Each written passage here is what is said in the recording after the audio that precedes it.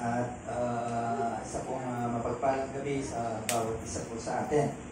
At salamat sa Diyos dahil sa kabila ng medyo mainit ang panahon, no? Ay malamig ang simoy ng hangin. At sa pamamagitan nito ay ma-enjoy natin ang pakikinig ng mensahe na kung saan ay magbibigay po sa atin ng kaliwanagan, kakayahan at kalakasan para ang ating pananampalataya ay lalong sumulo. No?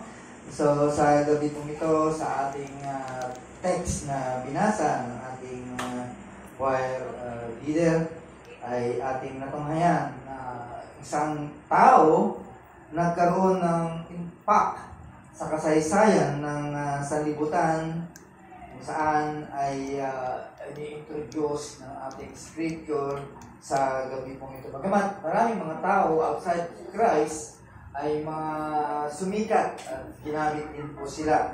Pero so itong taong ito, this man ay ginagalang ng mga almost half of people in our sa ating kasaysayan. Halos kalahating tao o isang sa sanlibutan ay ginagalang po siya. Ay, ano naman po natin kung sino po yun? In the name of Abraham. Kaya sa ating panahon, si Abraham ay tinatanganan po siya ng mga Hudyo o mga Muslim. At nagkakaroon po sila ng pagpapahalaga sa taong ito. Alam naman po natin that Abraham almost worthy for their worship. Halos sinasamba nila si Abraham. So, dito sa Biblia ay pinapakita sa atin that Abraham was a good example, a great example na namumuhay ng pananampalataya. So, sabihin, si Abraham ay isang halimbawa na namumuhay po siya by faith. Ayon po sa Hebrew chapter 11 verse 8 hanggang 19, nandun po yung context po nun. And James chapter 2 verse 20 to 23, kung saan dito ang kasaysayan that Abraham was called a friend of God. Kaibigan po siya ng Diyos. So, ibig sabihin, ang buhay ng taong ito ay isang makasaysayan o something special. Meron siyang malaking portion una dito sa unang aklat ng Biblia. Naka-devoted po sa kanya. So, may mga katanungan why we take time to study of this person, life of this person. Kung ito ay matagal na, almost 5,000 years or 4,000 years. So what is the sense? Bakit natin pag-aaralan kung yan ay matagal na? So kung ating titignan ay binanggit dito binanggit ang kanyang pangalan. So meron tayong panahon para mapag-aralan din po siya. So it means, sa katawan po ni Abraham ay itinuturo po dito regarding about the matter of walking with God through faith or by faith. Right? So, after all, this is the goal. Ito yung gusto ng Diyos, ng ating Panginoon, para sa inyo, para sa kanyang mga anak. Yung tayo ay maging tapat, mamuhay ng may pananampalataya. So, ibig lang sabihin, ang taong ito ay itinuturo niya kung paano.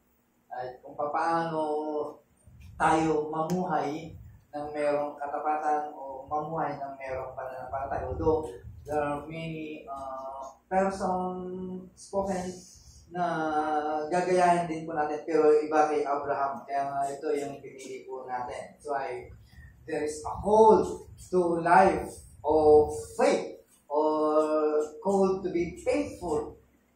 Right? So, ibig sabihin, itong verse na to ay meron po tayong matutunan kay Abraham, those early years, Abraham's life. Right? Kung paano ang Diyos ay natagpuan siya, at kung paano tinawag po siya, at kung paano siya ay pinagpala. So, sa ating kapanahunan, maaaring, of course, some of us ay mayroong panawagan in many na pagkakataon ay tinatawag po tayo. So, ibig lang sabihin, taong ito, sa unang pagtawag po sa kanya, ay may mga lesson na matutunan po tayo regarding sa pagtawag ng Diyos sa kanya. Sana sa kanyang response ng kanyang pagtawag ay doon din ang magiging response po sa atin. Ibig sabihin, kung ano yung naging response niya ay, of course, example po natin si Abraham. So, ganun din po dapat ang magiging response ng isang Kristiyano o isang mananampalataya kapag siya ay tinawag. Since this is true, ayun po sa Romans chapter 14 verse 23 and Romans chapter 1 verse 17. If you want to look that verses, ay tandaan po natin, ang Diyos ay tinatawag niya its children to a life of faith, to become faithful. Yun yung panawagan po sa atin na magiging tapat po tayo sa ating buhay Kristiyano. Although tayo po ay nabubuhay sa ating buhay araw-araw, since this is trouble sa atin dahil hindi tayo makasunod, right? Kaya problema po sa atin na ito yung gusto ng Diyos na ipamuhay po natin every day in our life. So, anong gagawin po natin? Anong solusyon? Of course, ay makikinig po tayo kung ano ang itinuturo ng Biblia, lalo na yung verse na binasa po natin about calling to be faithful or called to a faith in life. Diba? Paano natin matutunan po yun? Of course, siyempre, sa salita po ng Diyos. Kaya meron po tayong tatlong outline. Pasensya na kayo dahil hindi pa ito style ng reform. Dahil 2 points. Right? Ito, sometimes, for outline, at least, wala na kayong gagawin kundi naka-outline na lahat eh. So, simple understanding na lang dahil nailatag na lahat. Okay, so, ganun talaga. At least, papunta na po tayo. Pipilitin po natin. Pare-pares na tayo ng sermon. So, tayo ay tingnan po natin. Tingnan po natin yung event. Kung ano ang nangyari. Sabi ko nga, 5,000 years ago, 4,100 years ago, ay tingnan po natin kung ano po yung matutunan po natin dito sa verse po ito. Now, in verse 11 hanggang verse 27 to 30, silipin na lang ninyo sa inyong mga mata because nabasa naman na po natin po ito. So, number 1, the wretched years of Abraham. Ibig sabihin, yung kanyang obscurity, yung pinagdaanan po niya. Ano po ang ibig sabihin ng obscurity? Yung buhay na pinagdaanan ni Abraham, yung kalabuan ng kanyang pamumuhay during the time. Of course, siyempre, maaaring hindi pa niya kilala ang Diyos kasi during the time, sa kanilang kapanahonan, ang kanilang sinasamba ay iba, di ba? Galit niya, yun po yung kanyang background. Right? So, ibig lang sabihin, may mga panahon na si Abraham ay isa lamang siyang nobody. Hindi pa siya kilala. No? Wala pa siyang kwenta because dahil sa kanyang past, sa kanyang buhay na kinalalagyan. No? Ibig lang sabihin, wala pa siyang pangalan na tinitingala during the time. So, ibig lang sabihin, malabo pa ang buhay ni Abraham during that time. Kaya kung ating titignan yung lugar ng kanyang pinanggalingan, yung Ur, no? Kung saan ay ang mga tao po dito ay mga Chaldeans. Alam niyo ba, ang Ur na ito ay malapit lamang po ito at katabi lamang po ito ng Iraq sa ngayon. Ito yung southeast ng Iraq, corner ng Iraq. Malapit lang, some 75 miles north of the Kuwaiti border. Katabi lamang po ito. Somewhere, yung nasa Saudi pa ako, narating ko yung border ng Saudi Arabia sa Kuwait border. Kaya nakita ko yung mga tama ng mga bala, ng machine gun, lalaki ng butas ng mga pader ko yun. So, napakita ko lang kung gaano kalayo po ito. So, during the time, doon sa kalagitnaan, kung naalala po nyo during the time, the Gulf War, 1991, it was the time also that Abraham, kung saan dito nakalocate yung tinatawag na Euphrates River. Of course, kakatabi na ito sa tinatawag na Persian Gulf. Ito po yung tinatawag na dito yung lugar po niya na mayroong tinatawag na bustling seaport, kung saan dito nagkakaroon ng trade between India and Africa. Natin yung scope, no? Nakakarating ang India, Africa dahil sa mga trade. No? So, madaling salita, ang storya po nito ay sentro ito ng intellectual activity. Biglang sabihin, yung trade, usapang business ay dito ginaganap. So, hindi lamang po yun. Nandito rin po yung tinatawag na napakalaking public library. Dito nakalagak ang mga ancient text written in clay. Clay na sinulat po sa putik.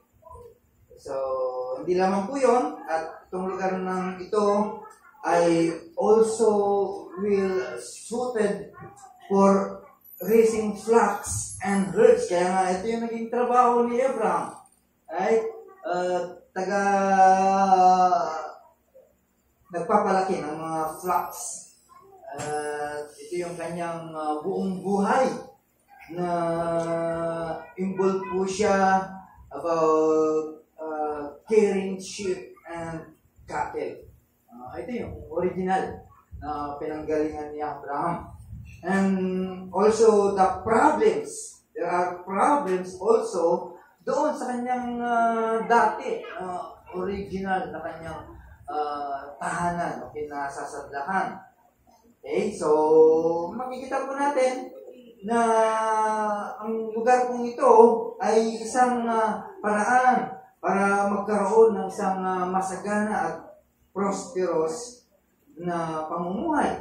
Kaya lang, of course, yung mga tao sa lugar pong iyon ay, of course, they are involved in some most wretched forms of idolatry na nakilala po ng sanlibutan.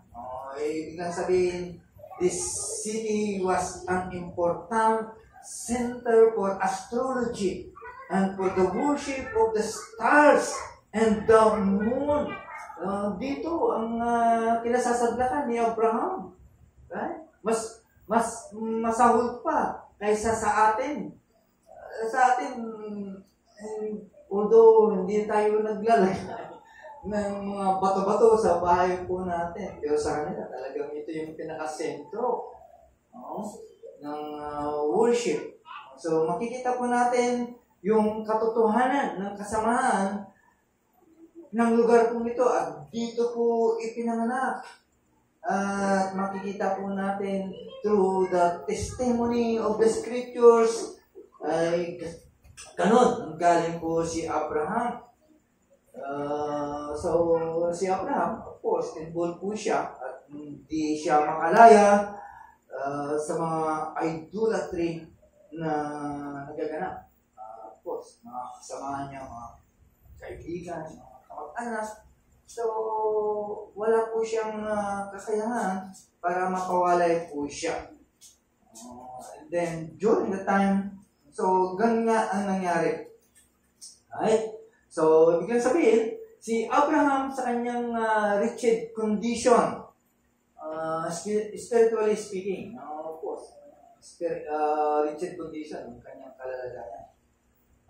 Kaya, yun, ang original na problema sa kanyang kinalalagyan. And yung hindi lamang po yun, yung sakit o na kanyang nararanasan din sa kanyang tahanan o sa kanyang kinalalagyan.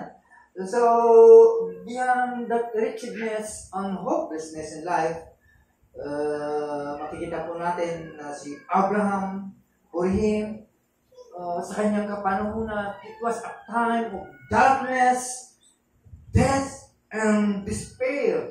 Diba? Kapag ikaw ay nandoon, ano ang makikita mo? Walang pag-asa at kadiliman, kundi kamatayan at despair. So, ano man ang ating makikita kay Abraham, ay yun din ang ating nakagis na din. Yun din ang ating kalalagayan. Now, ang mahalaga po dito na dapat natin makita ay wala po tayong kaiba kay Abraham. Maaaring hindi natin ginagawa yung ginagawa ni Abraham, hindi natin worship yung mga bato or any heavenly bodies, but still, like Abraham, we are all trapped in this darkness na nakayakap kay Abraham during that time. Tayo ay ganyan din po ang ating kalalagayan. But now, we are rejoicing. Tayo po ay nagagalak because ang ating pinaglilingkuran ay ang Diyos na siya ang makapangyarihan sa lahat, na may akda ng lahat ng bagay. So it means nagkaroon ng sweet scene.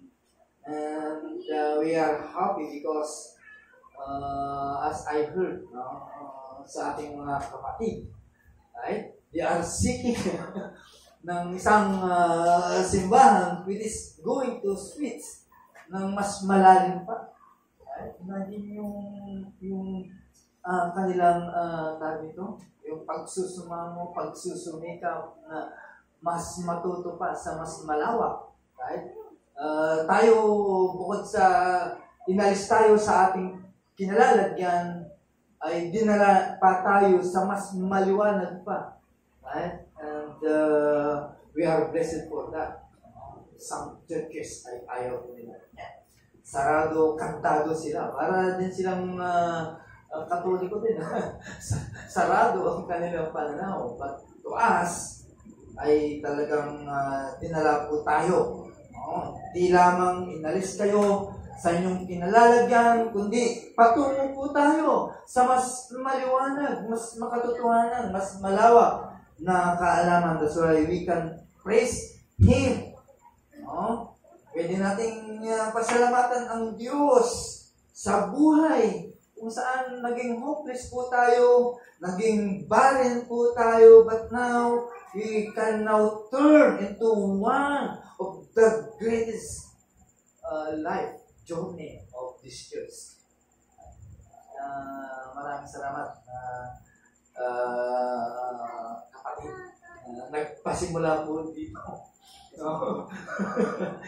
Although during the time talagang galit na galit tayo na may mga intruder sa loob ng simbahan. Mayroon palang purpose ng ating Diyos. And it takes time.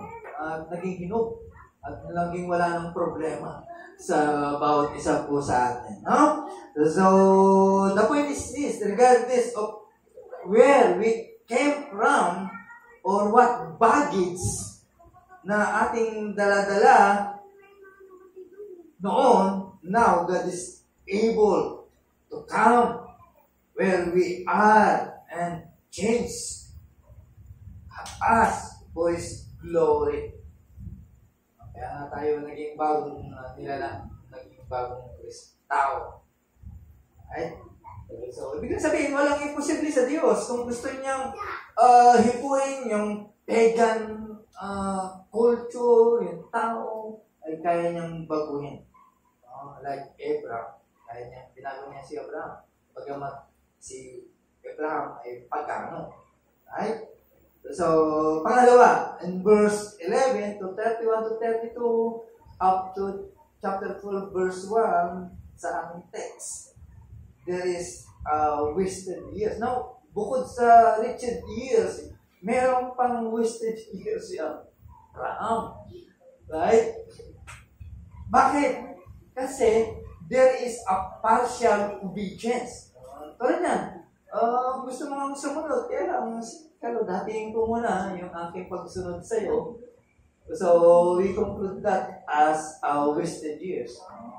Noon, maaaring hindi ka pa fully sumusunod sa ating Panginoon. So, there's something wasted times na nangyari. Kasi, nandito ka na tapos, aloof ka pa para sumunod. Di ba?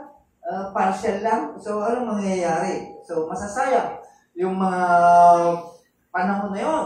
That's why, in verse 1 ng chapter 12, ay tinawag siya. No? There's a calling to depart. No? Tinatawag ka na. Ibig sabihin, umalis ka na dyan. Hindi ka na matututo dyan. O magbago ka na. Dati ikaw ay tamad na Kristiyano. Ayaw mo magsimba. Paminsan-minsan lang. Ayaw mong umatin ng mga, what happened? Di ba? So, wasted years ang nangyari. Imagine, yung mga kasabayan mo, nasa rurok na sila ng kaalaman. Tapos tayo, nandun pa sa ilalim. Di ba? Parang unfair. Baka sabihin, ikaw yung pinagpala, hindi totoo yun. Ibig sabihin, merong panawagan ang Diyos. Si Abraham ay tinawag na siya. We don't know kung paano ang pagtawag at paano dumating ang panawagan kay Abraham. Pero kung titignan po natin, God spoke to this man upon his time of darkness time, and tinawag po siya magmula sa kadiliman papunta sa kaliwanagan. Of course, there is a new path to follow. Kaya tayo, meron na tayong susundan na panibagong daan, which is magbibigay po sa atin ng mas matingkad, mas matikas na Kristiyano. Imagine, no? Tatawagin na po tayo ngayong Reformed Brothers. Diba? Isang pagmamalaki. Bibihira lang ang nakakatawid po dito, mga kapatid. Nakatawid ka man, pero something na merong agam-agam, like Abraham. No? Nakatawid nga siya, pero hindi totally na tumayo po siya. So, ibig sabihin, si Abraham ay tinawag to leave behind, iwanan yung mga nasa likuran, yung mga dati. Papunta po siya sa isang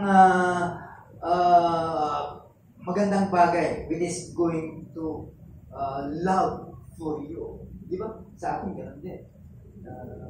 Pinaiwanan sa atin at meron bago na dapat nating bibigyan ng importansya, mamahalin, which is mga natutunan po natin, mga bagay na magbibigay para ma-shift ang buhay po natin. Ibig sabihin, mahulma ang buhay po natin, right? Kaya, to that point, yun po yung goal ng ating Panginoon. Right? Maging perfect na Kristiyano tayo. Hindi yung perfect sinless. Hindi magiging sinless Christian po tayo. Kundi magiging perfectong Kristiyano po tayo. That's why God ordered to Abraham to depart from his region, his religion, his relatives. Di ba? Sabi ko na, umalis ka, iwanan mo ang mga yan. Yan ang problema. Nagsama. Sinama pa yung mga unbeliever. Yung panawagan na yun, special lang para sa kanya. Pero, sinama po niya. Kaya nga, iwanan mo ang religion mo, iwanan mo ang bayan mo, iwanan mo ang mga kamag-anak mo, yung mga relatives. So, sa bagay, this is a difficult task to Abraham. No? Iwan mo ba naman yung mga mahal mo sa buhay, mga relatives mo? So, right, yan ang gusto ng Panginoon because this is a call to follow faith, no? To a new future. Kasi of course, kay Abraham ay maging panibagong kinabukasan para sa kanya. That's why he was ordered to leave his home na hindi niya alam kung ano ang magiging resulta o hindi niya alam kung ano ang magiging kahit nan po ito. No? So, ibig sabihin, iiwanan niya ang lahat ng bagay. Kanino? Sa kamay ng Diyos. Diba? Iiwanan mo sa kamay ng Diyos. So, bahala ka na sa lahat ng aking mga iiwanan. Gusto ko lang sundin ka. So, ibig lang sabihin, tignan po natin, yung panawagan ni Abraham ay siyempre, nagkakaroon po ito ng katanungan. Kung bakit si Abraham ang dinampot samantala kung ating titignan ang kanyang background, malayo para sa kanya dahil mas marami pang mas mabuti kay Abraham. Diba? Mas marami pang hindi katulad ni Abraham na hindi ganun kalalim, kadilim ang buhay po ni Abraham. So ay hindi siya pumili ng ibang inhabitants ng mundong ito. Bakit pinili pa niya kung saan ay taga-Ur? Right? Kaya this is, kung titignan po natin, ay it's a wondering, no? Ng pananampalataya. So, hindi natin alam. No? Hindi natin pwedeng questionin po ito. Dahil ang Diyos, sa kanyang soberano at sa kanyang providential, ay pinili niya nga si Abraham. So, ang tanong lang natin, why does God call anyone? Bakit hindi niya tinawag yung mas magaling sa iyo, yung kapitbahay mo, o yung katabi mo sa eskwelahan, o yung katabi mo sa trabaho? Bakit ikaw? Kaya nga yung kantang Why Me Lord? Bakit ako ang tinawag mo? Di ba? Hindi ka pa nagtataka naman? Of course, nakasalalay po dito sa pagiging soberano ng Diyos. Kaya hindi natin alam. Right? Kung bakit tumawag ang Diyos. Pero ang kasagutan ay nandun po sa Romans chapter 9, verse 18 to 20. Tingnan mo natin. And please, pakitulong na lang. Yung nakakita.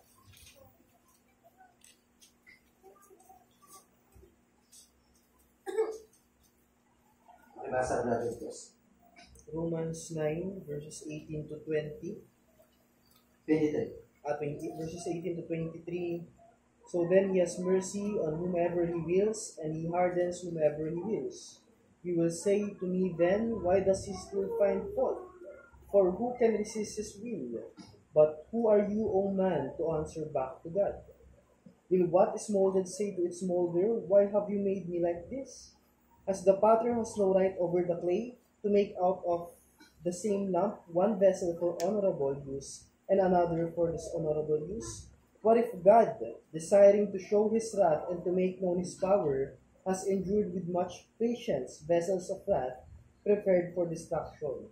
Verse 23, in order to make known the riches of his glory for vessels of mercy, which he has prepared beforehand for glory.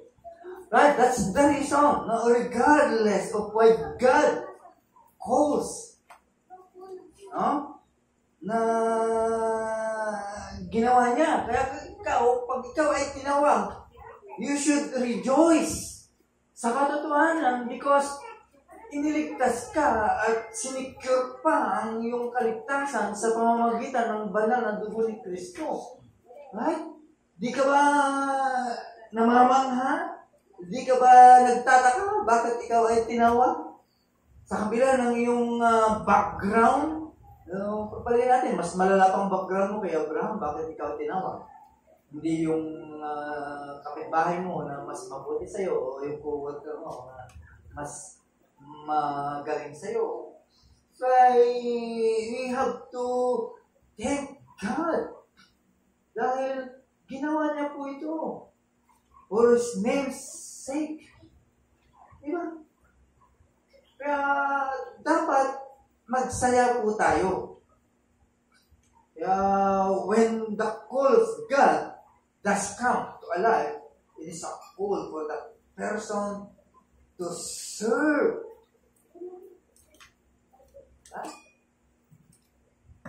Of course, tinawag ka sa panibagong buhay. Pangalawa, tinawag ka also to serve.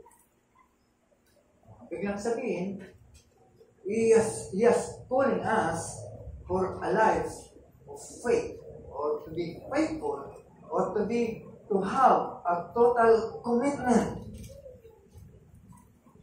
Ay, tinawag ka para iwanan mo yung mga lumang buhay mo. Ay, para magbigay ka o mag-umpisa po tayo sa panibagong buhay.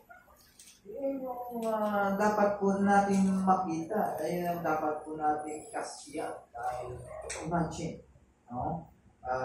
Tinawag po tayo. No? Yan yung kung tawagin ay divine calling. Right? Tinawag ka ng Diyos just to follow. Okay?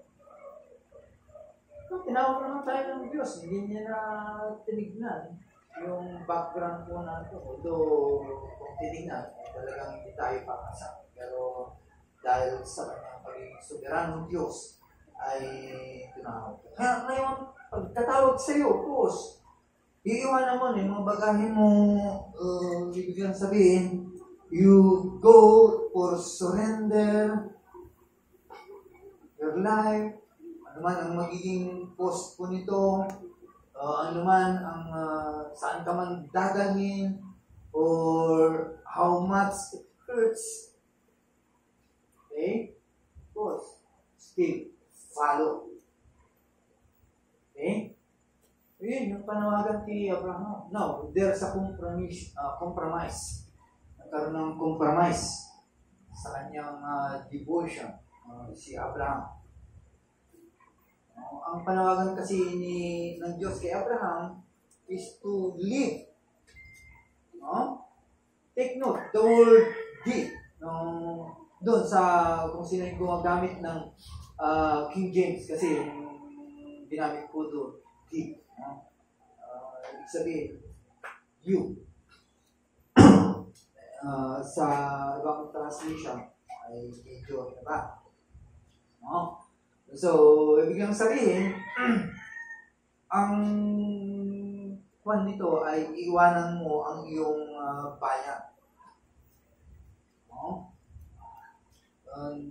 In verse 11 to 31 also, yung D at saka day ay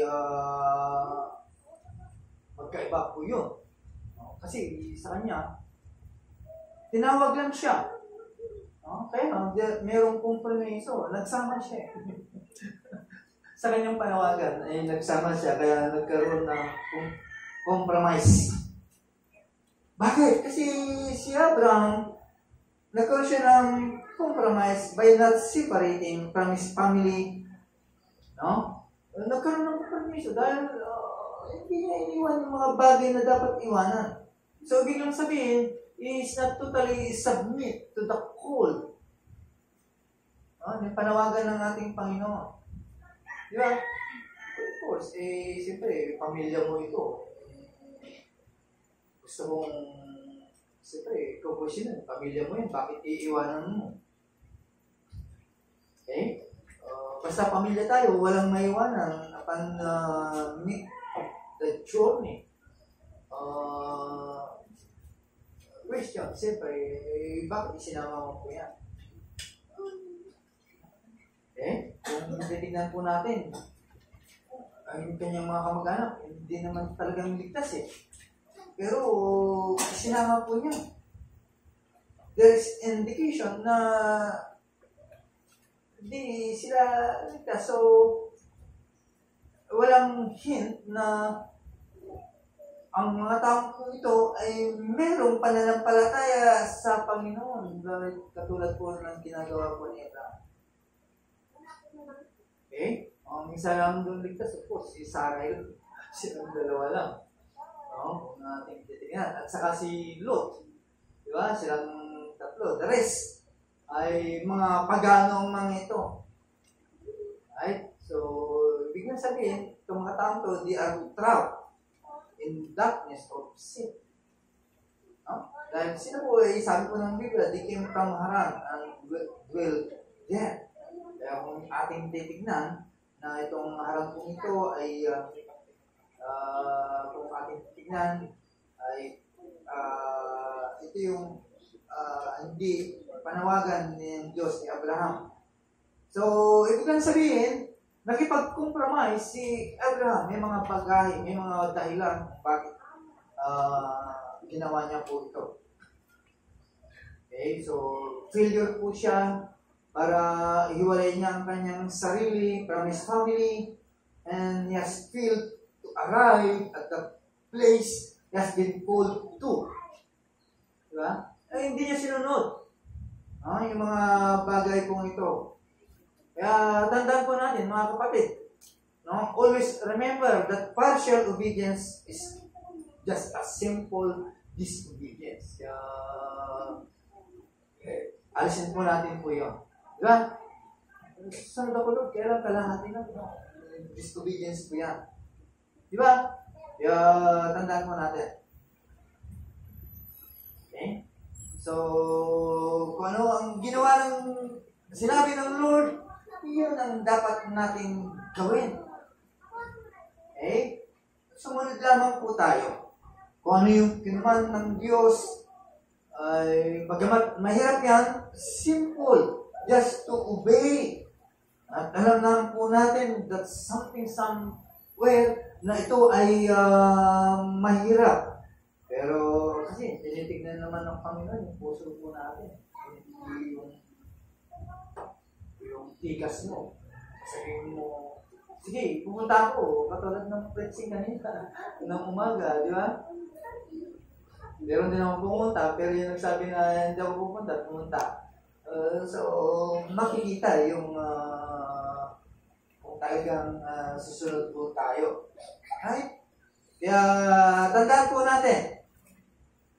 So, si Abraham, hindi po siya sumunod. Hindi po niya iwanan ng Haran. Okay? Hindi niya fully follow the commands hanggang sa mamatay ang kanyang tatay na si Terah. Okay? Alam niyo kung bakit ang ganda ng pangalan niya? Ano ang significance nun? Ang ibig lang sabihin ng Terah means a station or delay. Kung ano yung pangalan, yun siya. Ito yung ibig sabihin nun. Kaya nagka-delay tuloy ang plano ng Diyos sa buhay ng isang Kristiyano. Ibig lang sabihin ng delay, stopping place, or rest area, or road block. Kasi Terah ay isang sagabal between Abraham is doing the will of God. Kaya nga, pag sinabi sa'yo, iwanan mo. Huwag mo na isasama kasi magiging sagabal yan. Kaya nagkaroon ng delay ng plano ng Diyos o ipagagawa ng Diyos sa bawat sa atin. Kaya inalis siya. Imagine, inalis si Tera, pinatay niya. Kasi sagabal ka. Kaya huwag kang magiging sagabal. Hindi aalisin ka sa pagkakatampo yun. No? Imagine, tinanggal po siya. At inalis po siya sa senaryo. Again, that's why Abraham was ready to move. Okay? To follow. Na kung ititignan po natin, yung pangalang Tera, it's a type of the flesh and other things that hinder your progress in the things of God. Kaya nga, isang Kristiyano ay hindi lumalago dahil merong Tera sa kanyang buhay. May mga sagabal. Okay? Ito yung nag-ahadlang para ikaw ay umunlad ng mga bagay na dapat matutunan mo sa Diyos. Di ba? Praise God dahil tinalis na para sa simbahan. We are going to the things, no? About the things of God. See? Di ba kayo natutuwa po na? Natutuwa po na. Another adventure. Tataas ang kilay ng ibang mga simbahan. Okay? Kaya, ngayon, ano ngayon ang Tera sa buhay mo sa ngayon? Okay?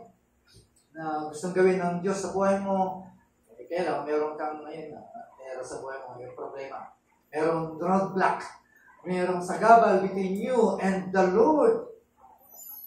Okay? Kaya dapat alisin po natin po yun. Alisin natin po yung mga bagay po ito. Tandaan po natin, mga kapatid, we all need to be careful sa mga ginagawa po natin. Okay? Na dapat hindi ka naging sagabal sa anumang kalooban ng Diyos. Kaya kung hindi ka magiging maingat, okay? Baka tayo pa ang magiging dahilan. Okay? Ng paglago o pagiging progreso ng isang Kristiyano. Huwag mo hayaan ng kulang ng iyong pananampalataya to prevent, to follow God. Hanggang maaari nga, palakasin po natin. No? Kasi ito yung nagiging lang eh. Kapag hindi mo pinalaki ang pananampalataya mo, hindi ka makakarating sa mga bagay na gusto mong ipaalam. It takes faith. No? It takes faith. Kaya nga tayo tumatawid. Dahil, hindi naman natin kailangan yun. Dahil ligtas na tayo eh. Ano man ang mangyari, matutuman tayo hindi. Nasa atin ang buhay na walang hanggan. Diba? Yeah, of course. Gusto natin talagang makita pa natin, matutunan po natin things about God. Yun ang pupuntahan po natin. So, anong nangyari? Yung cause ng delay. Abraham's delay in this matter of obedience was costly to him. Napakamahal po sa kanya. Kaya ito yung panahon na ang isang Kristiyano ay hindi niya ma-enjoy ang kanyang kaligtasan. Hindi niya ma-enjoy yung mga dapat tanggapin. Yung mga bagay na pinakatakila na dapat matanggap ng Kristiyano sa buhay niya, sa Diyos. Okay? Kasi, wala, imagine those precious years passed by him, by Abraham, ay hindi niya na-enjoy. Kasi, nadili. Okay? Na dapat, yung mga taon na yun, ay ma-enjoy. Tinitignan na lang natin kung ano at ihintayin na lang natin kung ano ang ginagawa na So, with that, sa partial disobedience, of course, still, we hold grip the idolatry. Di ba? Hindi siya malis eh. Hindi siya totally sumunod. Kaya nandun pa. Huh? Kung gusto mo talagang tunay na Kristiyano, iwanan mo na yung mga bagay pa na nagbibigay sa'yo ng pag-utubili para matuto. May mga Kristiyano kaya hindi sila lumalaw because they are still holding. Tandaan po natin, huwag natin sayangin yung pagkilos ng Diyos because this is precious. The Word of God is too precious and time is too short. Diba? Maikli yung panahon po natin. Bagamat ang kilos ng Diyos ay napakahalaga po nito. Okay? Huwag natin sayangin. Galing sa langit. Tumapog sa ito pa. No? Tapos, diba? Gusto natin the rest. Eh, bitawan mo na yan. Kaya, don't waste your years. Okay? Dapat, ang Kristiyano everyday brings closer to God. Kasi doon tayo papunta.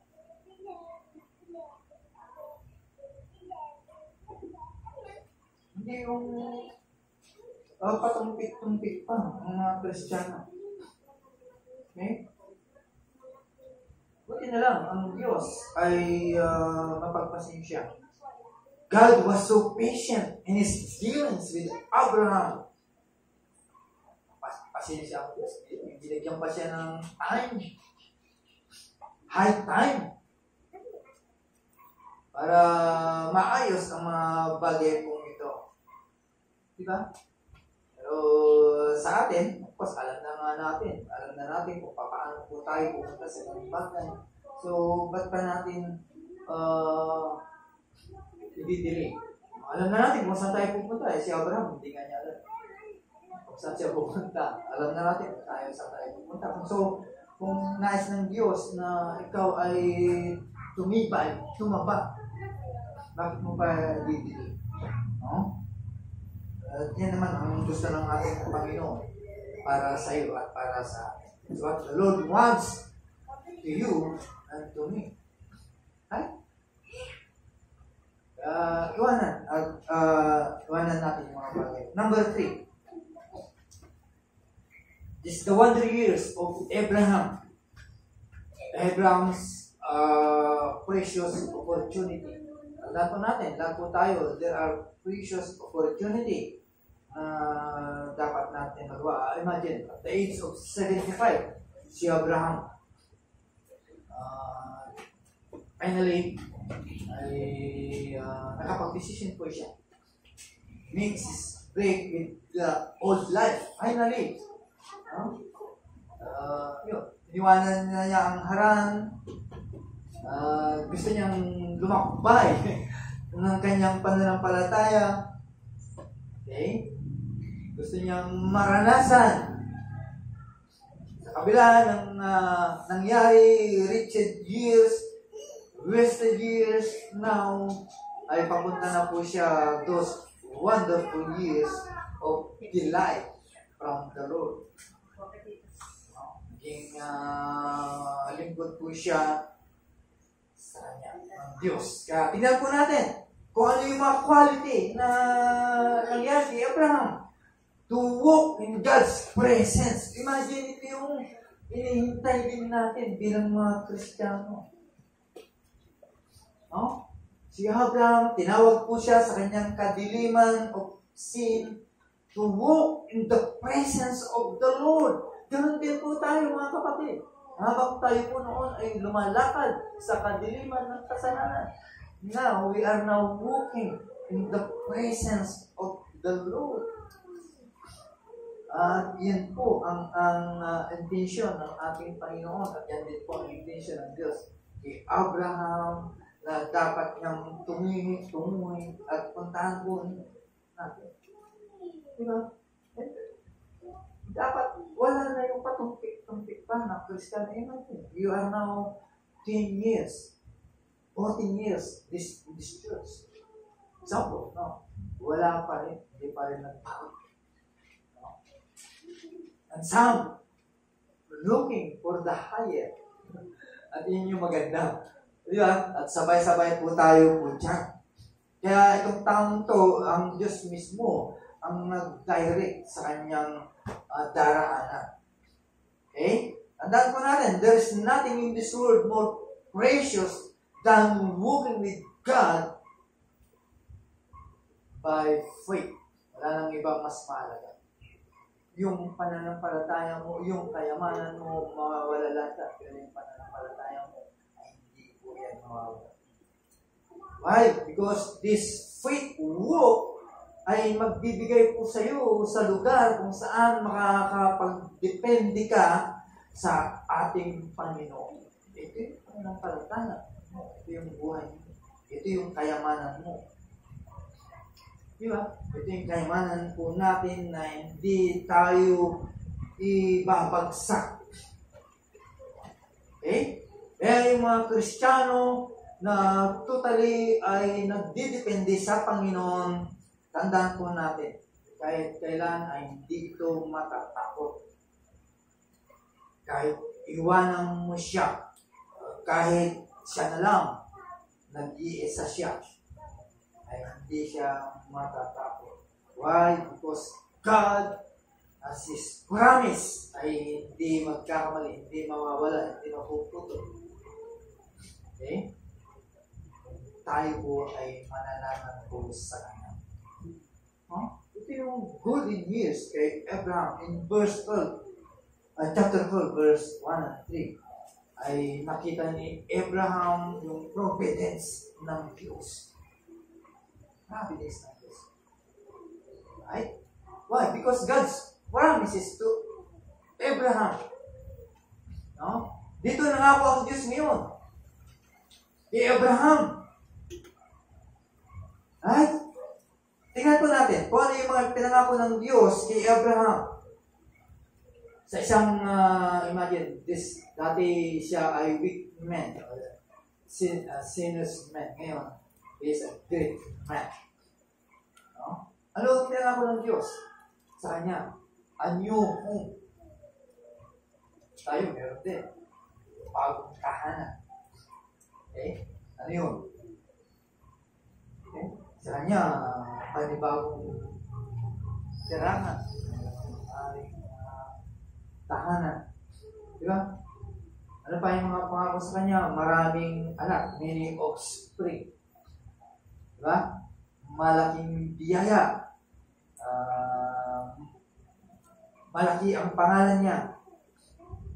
Ay? Magiging tanyag ang kanyang pangalan.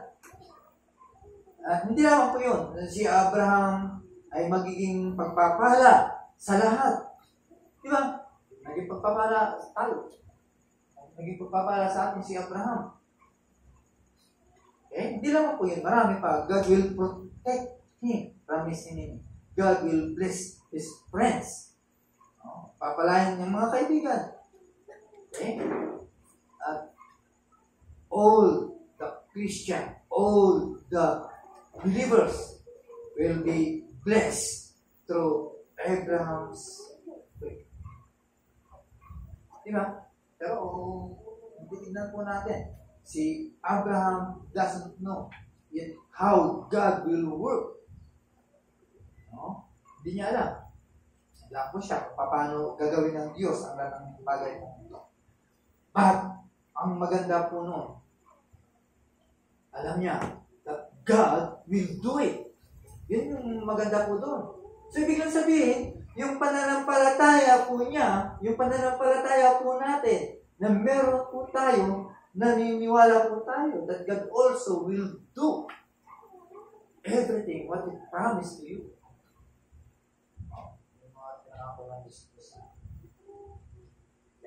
That's why there is a code to be faithful. No? Kaya natin iwanan ang mga bagay po ito. So, biglang sabihin, if you will do this, that you are willing to trust God. At ipagkakatiwala mo ang lahat ng mga detalye to the providence ng ating Panginoon. Naniniwala naman tayo sa providence ng ating Panginoon, di ba? Doktrinado po tayo po niya. So, ibig lang sabihin, si Abraham is willing to live by faith. Tayo ay, bagaman, naniniwala din po tayo sometimes, yung pananampalataya po natin, kaya nga, minsan may mga distraction. Pero now, kung talagang gusto mo talagang matupad, o matuto, o mangyari, yung mga bagay na gusto mong malaman sa Diyos. So, you are willing to live by faith to the Lord. Na gawin ng Diyos ang kanyang plano at ang kanyang purpose sa buhay po natin. Okay? At yun po ay nangyari sa buhay po ni Abraham. So, ibig lang sabihin,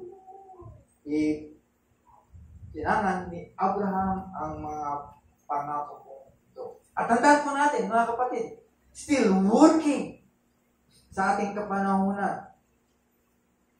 Right? Tandaan mo, God is working faithfully and continue to work His promises. Okay? At si Abraham ay natupad lang. At yun po ang gusto ng Diyos sa atin. Okay? Simple lang naman ang gusto ng Diyos po sa atin. Ay dumating po tayo sa lugar kung saan ang kanyang salita, ang Diyos, ang ating tanang-tangan, at maging kontento tayo sa ating mga puso kung ano ang ginagawa ng Diyos sa buhay po natin, sapagkat siya ang nangako. Okay? Ano man ang sasabihin ng sanlibutan, o ano man ang sasabihin at ibubulong sa iyo ng demonyo sa buhay mo, tandaan po natin, still we can trust God. Right? Everyone na ipinangako niya sa iyo ay lahat po yun ay totoo. So, pwede mo kong ipamula. So, you can lean on Him. Pwede po tayong manangan sa ating Diyos. No? So, there is a wonder and the purpose of God in our life. Okay? Continue into your journey of your faith. Tignan mo kung ano ang pang gagawin po ng Diyos. Doon, namatay si Abraham. Pero, lahat po yun ay ibinilang po siya. Ang kanyang pananampalataya ay counted him as a righteous. Okay? What do you think? Nung namatay si Abraham, saan siya napunta?